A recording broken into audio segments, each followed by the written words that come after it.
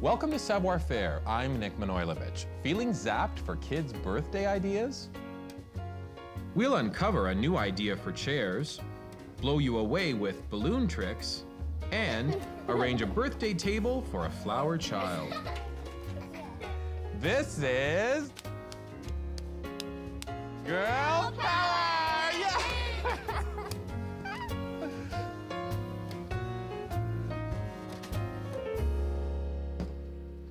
This is totally cool. The birthday party episode, one you won't soon forget. Here's my challenge. Alana is a friend of mine. She's 10 years old, and she's also coming to my place this afternoon with 6 of her closest friends. Now, as the host, I've got to consider a couple of things. I want to make sure they have fun. I want to make sure they leave with a couple of things to remember the party by. But most importantly, I've got to make sure I've planned to incorporate things that my guest of honor will enjoy. Hosting a kid's party is a rewarding experience, and a lot of these ideas will come to you when you start planning it. Moms, dads, aunts, uncles, friends of the family, feel free to try these projects at home. All the kids are there going, right on, Nick. First thing to do was to consider the headspace of my kids. They're excited and they want to have a lot of fun. Accidents may happen. I wanted to protect my table. The way I see things, it's going to be an easy task when I use paper, 2 different types. A heavy paper and also a lighter paper that will act as a runner and add some color. The heavier paper, scallop the edges, creating a nice detail, and the runner paper, attach it to the heavy paper using stickers. These are readily available at your local craft or art supply store. They're so much fun and they add, again, a lot of color. Now, keeping kids occupied is also an important thing when you're also trying to prepare a meal and get things on the table. Why not offer your kids a few things to do? These kids will enjoy sitting down to dinner, and before I serve things, I'm going to ask them to draw little tiny flower placemats. They can also write birthday wishes on the runner. We could roll this up after dinner and save it as a souvenir. When they first arrive, though, I need them out of this space, so I'll place them over here in the living room. I've picked up a whole ton of interesting baubles and beads. They're very inexpensive, and the kids can simply sit down, start stringing them on thread. They've got necklaces, bracelets. Before you know it, these kids are having a blast. Time for a magic trick. Abracadabra. Instant chair covers thanks to the pillowcase.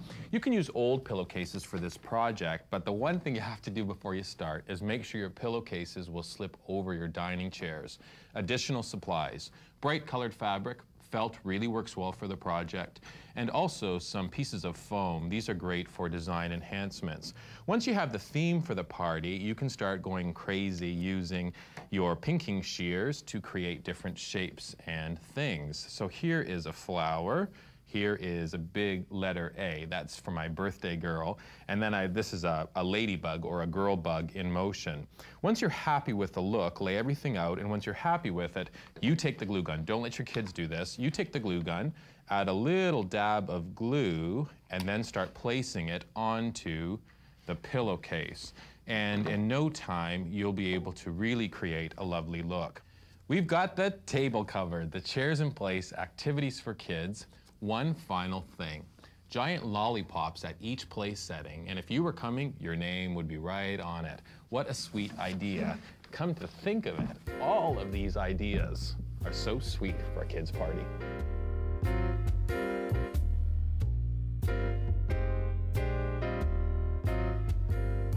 I am the best uncle in the entire world. Do you want to know why? Because I understand the best way to calm down kids is to offer them ice cream treats. 2 suggestions for you. The first is just a snippet of information on how to create a parfait. I used to work in a restaurant as a kid, and I made probably 20 or 30 a day. You begin with a sundae or parfait glass, and the trick is to add a few drops of your favorite fruit syrup. I'm using apricot, and just put a little bit into the bottom of the sundae glass. The next thing is to add the ice cream. I'm starting off with vanilla, add a bit of the ice cream, a little bit more of the syrup.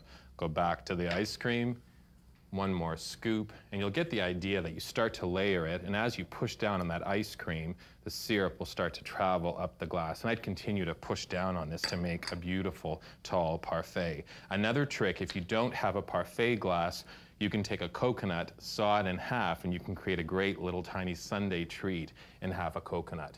But now on to more important matters, the ultimate banana split. And every kid will rush to a table. One more thing I want to mention as well is that you can set up a station just like we've done here and let the kids do it themselves, but sometimes things get a little out of hand and you end up with sprinkles and things all over the place. The sundae dish, readily available and also an inexpensive investment. It's about the shape though, and let me show you as I assemble our ultimate split. In this glass, I have hot water, which allows me to clean my ice cream scoop, just like they do in your favorite ice cream parlor. So we begin by adding 3 of our kids' favorite flavors. Now, if you're doing this for a big kid like yourself, you just go ahead and pick whatever you want. I'm starting with a scoop of chocolate, a scoop of Bing cherry, and I'm also going to do something a little different and use orange sherbet. I think the sherbet is a great color combination. So now that we have the frozen complement in the dish, the next is to add our favorite toppings. We're going to do a little bit of chocolate with butterscotch. Okay, is your mouth watering? Ugh, this looks so good. How about a little bit of strawberries on the orange sorbet? And I'm going to put that decadent chocolate sauce with the cherry ice cream. So far, so good. Let me put the dish down because now we have to add the most important ingredient, our banana. Simply take a ripe banana, we're going to slice it all the way down the middle, splitting it into 2, and then once you've done that, we can add half of the banana to each side of the dish. Now, if your banana breaks apart a little bit, that's okay too. The kids will enjoy that. If you press down on it, the ice cream comes up a little bit.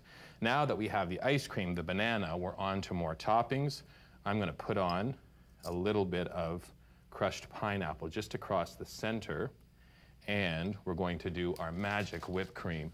I do like to use the ready stuff because it's easy to dispense, especially if the kids are standing there urging you on to get quickly finished with the preparation. Onto some colored sprinkles. We're going to add some exotic stuff like chopped pistachios. Your kids may enjoy some chopped peanuts, some redskin peanuts. How about even some chopped cashews? Then on to black chocolate chips. These are a dark chocolate. I love those. And finally, because I washed my hands before I started, a dusting of toasted coconut. Now, the ultimate banana split does call for the final touch. And let me just grab the whipped cream because I need to give it a more prominent position. It is that one final element that truly defines, lost that one, the banana split. It is the cherry on top. We garnish with a little bit of fresh mint. The kids will probably toss it off as soon as they get it. But there you have it, the ultimate banana split. Good enough to eat.